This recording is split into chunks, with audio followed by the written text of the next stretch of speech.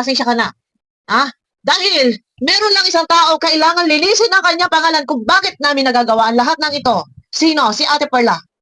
Na noon pa man ay naghihigante pero walang nakikinig sa kanya.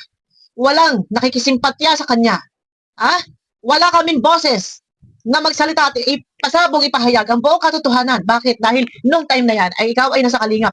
Ang dahilan kung bakit namin ginagawa ito na palabasin, kalkalin ang issue, palabasin ang katotohanan. Para lang, malinis, linisin ang pangalan ni Ate Perla. Noon pa ito, rebelde si Ate Perla. Nagsusumigaw, naghuhumiyaw. Wala ni isang pumapansin. Bakit?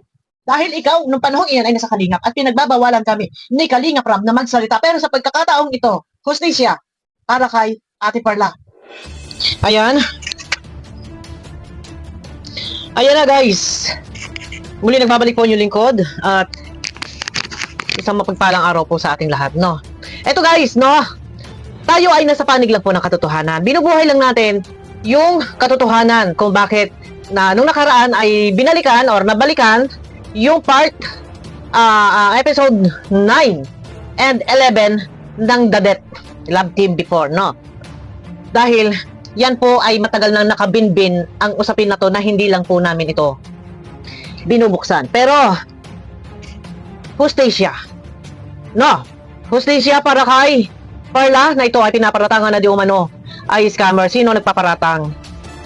May pinangalanan, pero sino ba tinutukoy? Pero yun na nga, ay wala man pinapangalanan, pero may pumutak. At dahil yung pinatutungkulan ng 90,000 pesos di umano, eto paglilinaw, wala pong 90,000 pesos. Kumbaga sumubra ang kwento ni Midet. Katunayan, yung record na hawak ni Perla, ang perang hinahabol na di umano ay walang transparency, ay napunta po sa tamang kamay. Napunta po kay Kuya Brooks, no? At yan pinatotohanan nila ni Kuya Brooks at ni Perla. And yun nga, transparency yung hinahanap. Mayroon pong transparency. Naging transparent po si Perla. Katunayan ay may resibo, may listahan, and tugma-tugma po sa hawak na lista ni Rhea at ni Kuya Brooks. Ito, matagal na palang kinimkim at nanahimik si Kuya Brooks gayong alam nila ang buong katotohanan. No? Dahil, syempre, para hindi na maglaot pa, pero na-trigger. Bakit? Kailangan natin palabasin yung katotohanan. Hustisya. Doon sa taong kaawa-awa na ang ginawa lang naman ay makasuporta sa love team ng The Death. Pero hinahanap ang Diyoman transparency. Wala daw transparency kasi nga hindi siguro pinadala sa kanya tama. Hindi pinadala kay M yung pera dahil doon na ipadala sa marapat pagpadalhan. Kanino? Kay Kuya Brooks. Eto na guys. Teka. Ito ay hindi tayo pwedeng mananahimik. Pilit at pilit natin palalabasin kung ano yung katotohanan. Dahil hustisya ito para sa napaparatangan na parang pinalabas na masama, nagmumura, walang transparency, marami, may perang hindi na natanggap, di umani wala pa raw 50,000 na natanggap ni Kalingap Dan. So ito na, pakiclick muna guys sa thumbs up, marahil ay napanood naman na ng iba kay Kuya Brooks, no? Baka meron pang hindi nakakapanood, maaari nyo pong puntahan sa YouTube channel ni Kuya Brooks. Kaya ikaw nga lang muna magbasa para maliwanag. Kasi malabo mata ko, ilaw nga muna. Parang siya mahal dyan, hindi mo kasabi mo. Kawawa naman daw si Perla. Kaya, nagsalita na si Kuya Brooks. And na-trigger din si Kuya Brooks dahil yung isang reactor. Katunayan, dalawa reactor yan si Egypta at saka yung isang lalaki. No, yung nireaksyonan ko noong nakaraan. Sila, yung sinasabi ay wala raw katotohanan ang ako nire-reaksyonan hindi ako magliligalig. Kaya lang tinitrigger ako. Kaya, sige, ititrigger natin hanggang sa lumabas sa katotohanan. Ang sabi ng isang lalaki, wait lang ha guys, mag-explain lang ako bago natin ipakinggan. Siguro na may narinig naman na ninyo, napanood nyo na kay Kuya Brooks. Yung iba pwede puntahan. Sabi, nakakailang topic yung lalaki reactor ni Midet. Hindi ko papangalanan para hindi ma-promote. Nakakailang topic at pinalalabas na ako'y mali. Na ako daw ay sinasabi ko raw ay mukha daw pera si Midet. Totoo. Dahil mismo yung nagaling sa kanyang and kinumpirma daw ni Kalingap Rab na sinabing hindi naman daw si Midet mukhang pera. Pero paglilinaw, ito ay lumalabas na gawa-gawang kwento lamang ni Midet. Ang lahat ng mga pasabog niya patungkol sa 90,000 doon sa part 9 and part 11. Lumalabas na gawa-gawang kwento. Dito, lumalabas na mapanira. Meron tayo mga resibong hawak. Saan man ito humantong, magkaroon man ng demandahan, meron tayong resibong pinanghahawakan na buong katotohanan ang lahat ng mga sinabi ni Midet ay pawang kasinungalingan. Dahil pinatutuhanan ni Kuya Brooks ang paratang na di umano ay merong parang scammer. Scammer bang matuturing? Ito dito na lang tayo makinig. Kaya tayo laging gumagamit ng resibo, guys. Malaking bagay. Kaya tayo, pasensya na po kay Kuya Brooks. So, ito na, tuloy tayo ha, tuloy. Ito. Kaya ikaw nga muna magbasa para maliwanag. Iano lang natin, ipaliwanag natin. Kasi kawawa naman si Perla. Oo. Kawawa naman. Tama naman yung sa live ni Perla, tama yung sinabi niya na nagpadala siya ng 10,500 plus para sa leksyon yun. So, ang kabuuan na pinadala niya lahat is 85,900. Tugma. Sa listahan po ni Perla. Kung ano po yung sinabi ni Perla sa listahan, baka napanood nyo yung kagabi sa aking huling upload kagabi. Kung ilan yung listahan ni Kuya Brooks, lumabis man ng kaunti si Kuya Brooks, may palabis yun dahil sa charge po iyon. Sa charge, i-charge na doon yung pagpapadala ng ganon kalaking halaga na 85,000. Siyempre, hindi na ito iso-shoulder, hindi na ito sasagutin ng nagpadala nito ni Perla, kundi i-charge na doon. O, tuloy. 1,900. Narinig nyo ha? Wait. Kabuuan na pinadala niya lahat is 85,900. Balik. Kabuuan yun. Kulang-kulang na yun. Mga 9,000 na din, kasama yung mga... 84 eh. Ito, Ayun ba yan? Kulang-kulang 86 oh. only 86,000. So, maliwanag mo ha. Ayan, sa total pinadala yung pera, tanggap namin ay 85. kulang-kulang na hindi kasi yung 85,950 hindi pa kasama yung mga Gcash na binabayaran namin kasi Hindi pa kasama yung mga Gcash, yung charge. Kasi may kaltas yan, guys. Sa iba nga, pag wala ka sariling Gcash at magpapakas out ka doon sa iba, may charge yan. Minsan, 10 pesos, 15 pesos, sa iba pa 20 pesos. So, chinarge yun doon. Kaya, ganun, medyo lumabis ng konti kasi nga dahil sa charge.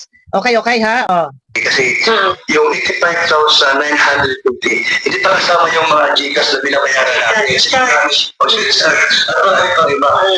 Di ba? Tapos hindi pa kasama yung nagpahapon na Kasama yun. yung sa ice So, cream. tama na yung sinabi ni Perla. Wala siyang kinalumpa. Wala siya. Narinig nyo? Tama yung mga sinabi, yung pahayag ni Perla. Narinig nyo? Malinaw na malinaw kay Kuya Brooks. Wala si Perla ang kinulimbat o kinupit. No? Taliwas doon sa sinasabi na pinagbibintangan na pinararatangan, nagpasalin-salin daw yung pera, pinadala daw yung pera sa asawa. Si Perla po yon. Pinadala ni Perla yung pera sa kanyang asawa dito sa Pilipinas dahil si Perla po ay isang OFW. No? At nakarating po ang pera ng maluwalhati kay Kuya Brooks. Malinaw, sinasabi ni Kuya Brooks, tama. Pahapon na Kasama yun. yung sa ice So, cream. tama na yung sinabi ni Perla. Wala siyang kinalumpa. Wala siya kinupit. O kaya mali itong si Tapos nabanggit din ni Perla doon na nagpadala sila ng 35,000. Tama din yung sa akin yan na para yun sa money t-shirt. Para yun sa money t-shirt. Tapos hinati yung 35,000. Yung 25,000 hinati yung money t-shirt yun. Tapos yung 10,000 para Ito na. Ito na yung listahan. Yung sinasabi ni Bidata, may 25, may 10,000, may ganito, may ganon. Ito na lahat. Naipadala lahat kila Kuya Brooks kay Rhea. Ayan po, pinapakita nila Kuya Brooks ang listahan. Ito yung pinaka-importante, guys. Na, merong lista. Yung hinahanap na wala daw transparency. Kailangan daw pahingi ng kailangan magiging transparent ka. Yun yung hinahabol ni Midet, magiging transparent daw para sa kanya. Or do sa meron daw nag-request. Ang kwento kasi ni Midet ganito. Meron daw nag-request na sabi daw humingi ka ng transparency. So ngayon, ang hindi alam nitong si Midet, ang pera ay pinapadala kay Kuya Brooks. Ang may ugnayan si Perla at si Kuya Brooks. Malinaw na merong transparency, hindi lang si Perla nakipag-ugnayan kay Midet. Bakit? Walang karapatan si Midet maghabol sa pera, maghintay ka kung kailan ka bibigyan. Pero ikaw ang humihingi ng transparency, Midet. Wala kang karapatan. Pero ang sabi nga ni Midet, ito daw ay request. Kung sino man yung nag-request, ayon sa kanyang kwento, meron daw sabi na, gusto, Midet, humingi ka ng transparency. Pero sorry ka, matalino si Perla. Ang ginawa lang ni Perla, ipinadala or nakipag-ugnayan sa taong karapat dapat na padalhan sa matubang ni Kuya Brooks. And hindi mo naman din deserve talaga na ikaw yung manguna-nguna or maghanap ng pera, manghingi ng transparency, kumbaga dyan ka lang, maghihintay ka. Kung merong ipadala o wala. Kung wala, wala ka magagawa. Pero ang sinasabi mong transparency, Midet, napakalinaw. Lahat ng pera sinasabi mo na hinahanap mo, lahat ay napunta kay Kuya Brooks. So ngayon, lumalabas, eto guys, pinalalabas lang po natin ang katotohanan. Lumalabas na parang gawang-gawang kwento. Lumalabas na parang sinungaling ka, Midet. Dahil, bakit? Ito, nanamnamin nyo bawat binibitawan kong salita. Gumagamit ako ng daw, ng di umano, or ng parang, pag ito ay base sa kanyang kwento, or base sa isang salaysay na hindi tayo, wala kasiguraduhan, pero may ebidensya na tayo. Kumbaga, pag the way ako magsalita, walang direct assault na ikaw ay pinaparatangan kung sinungaling. Na ikaw ay pinaparatangan kung gumagawa-gawa ng kwento. Pero base ayon sa iyong kwento, ay ikaw ay gumagawa, di umano, ay sabi mo ay kulang ang pera na natanggap ni Kalingap Dan. Pero wala kang alam na ang pera ay nakarating kay Kuya Brooks. So paano mo ito malulusutan? Mapanira? Tanong ko lang, mapanira ba ang iyong ginawa? Or guys, kayo ang magsasabi sa lahat ating mga minamahal na viewers. Tuloy tayo guys. Ito, pinakikita na lahat ng listahan. Money t-shirt yun. Tapos yung 10,000 para yun sa money wallet. I-clarify lang po natin para matigil na din yung issue at hindi na din madamay ang pangalan ni Kuya. Ayan, o. Ito lang naman, lumabas lang naman si Kuya Brooks para matapos. Kasi noon pa ito, nakabinbin po itong kasong ito. So, parang sumabay kay kay Sara, kay Vice President Sara, di ba? Merong pagdinig, nawawala ang pera ang pondo ng DepEd. Ay, ano ba yun? Hindi ko alam. So, ito na, nawawala daw ang pera, pero lumitaw ang pera. Ito lang yung hinahabol natin katotohanan. Doon lang tayo. Pilit at palalabasin, kakalkalin po natin yan. Kasi pera-pera po yan eh. Okay, sana wala tayo pakialam eh. Pero ano po kasi, sa loob po ka nakalingap itong issue ito. No, walang alam ang iba. And kawawa si Perla. Dahil siya po yung time na yun ay napagbuntunan. Noong time na yun, gustong-gusto ko na pasabugin yan eh. Dahil alam ko na po ang katotohanan. Pero nagtikong bibig ako dahil siya ay beneficiary ng Kalingap. Pero ang tanong, bakit siya natanggal sa Kalingap? Ano ang buong katotohanan? Lumabas din ang tunay na ugali at siya pa rin mismo ang nag-reach out kina Kalingap Rab na kailan nyo ako ipa-vlog. Ganito, ito, pakinggan nyo muna ha. Ito, tutuloy-tuloy lang natin. Kasi ito yung kailangan magpaliwanag kami din, magsalita ka. Kasi hindi, kung ito ay noon pa man ay iyong binigyan ng kapaliwanagan, tapos ang problema, hindi ka nagsasalita, ha? Nag-i-enjoy ka, nakakatawa ka, nakakahalakhak ka, at nasabihan mo pa mga bangaw, maraming bangaw, sasabihin mo pang, nagbibigay ka ng content sa amin, pero may issue. May issue, kailangan mo sagutin lahat ng mga issue binabato sa iyo. Kung ito binigyan mo ng kapaliwanagan, di sana'y wala ng problema. Pero, pasensya ka na. Dahil, meron lang isang taong kailangan linisin ang kanyang pangalan kung bakit namin nagagawa ang lahat ng ito. Sino? Si Ate Perla. Na noon pa man ay naghihigante, pero walang nakikinig sa kanya. Walang nakikisimpatya sa kanya. Wala kaming boses na magsalita at ipasabog, ipahayag ang buong katotohanan. Bakit? Dahil noong time na yan ay ikaw ay nasa Kalingap. Ang dahilan kung bakit namin ginagawa ito na palabasin, kalkalin ang issue, palabasin ang katotohanan. Para lang, malinis, linisin ang pangalan ni Ate Perla. Nakakaawa. Noon pa ito, rebelde si Ate Perla. Nagsusumigaw, naghuhumiyaw. Wala ni isang pumapansin. Bakit? Dahil ikaw, nung panahon iyan ay nasa Kalingap at pinagbabawalan kami ni Kalingap Rab na magsalita. Pero sa pagkakataong ito, hustisya para kay Ate Perla. Na siya yung napapagbintangan, napaparatangan at sa pandinig ng lahat, sa pagkakaalam ng lahat ng viewers, si Ate Perla ay masama. Pero ginawa lang ng Ate Perla ang sumuporta, ang tumulong. Hindi lang sa'yo. Pati kay Kalingap Dan at kay Kuya Brooks. Pero bakit? Bandang huli, si Ate Perla pa ang naging masama. Ito ay hustisya lang, guys. Paglilinaw sa lahat, Mahaba to. Pagpapatuloy po natin ito, Hindi ko lang pakakahabaan yung video ko ngayon.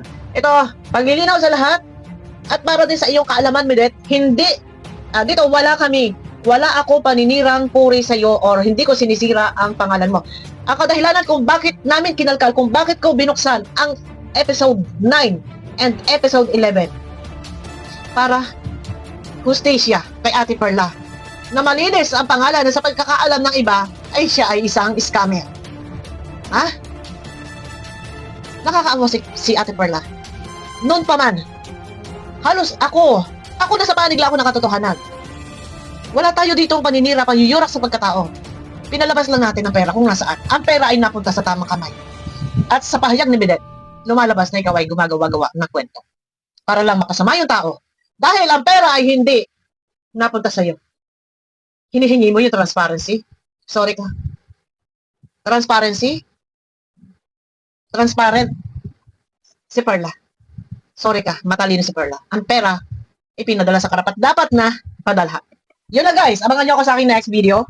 Dito tayo mag-umpisa mamaya. Susundan ko natin. No? Pati kung bakit, ano ang dahilan. Ang buong katotohanan, kung bakit nawala ang love team. Sa kabila ng lahat ng yan, walang kaalam-alam ang mga naniniwala at sumusuporta sa iyo, Mede. Dahil ang buong katotohanan, bago pa mag-shoot ng last video, ay alam mo na magwawakas na ang inyong love team. Bakit hindi mo yan isiniwalat sa lahat? Kung ano ang buong katotohanan, abangan nyo ko guys sa aking next video. Ito ay paglilinaw lang sa lahat para meron kasi tayo sinasaalang-alang, nalinisin ang pangalan ng isang taong napupuruhan at napapagbintangan na scammer. Nakakaawa. Iyak na yan si Perla. Iyak na yan. No. Dahil hindi ko kayang palabasin ang buong katotohanan dahil nasa kalingap siya at ipinagbabawal ni Kalingap Rab na reaksyonan. May anak siya, may asawa siya. Nakakahiya, napapanood ng kanilang barangay. So, ito na. Sana, ay Perla, i-share mo na marinig ng mga kabarangay mo yung ika nga lumalabas dito pagpaparatang sa'yo. Guys, abangan nyo ako sa aking next video po. Mega love shoutout, pakiclick ng thumbs up. Susundan po natin ito guys. Meron lang tayo pinaglalaban. Si Ate Perla, hustisya para sa kanya. Yun ang dahilan kung bakit tayo nagsasalita at kinakalkal.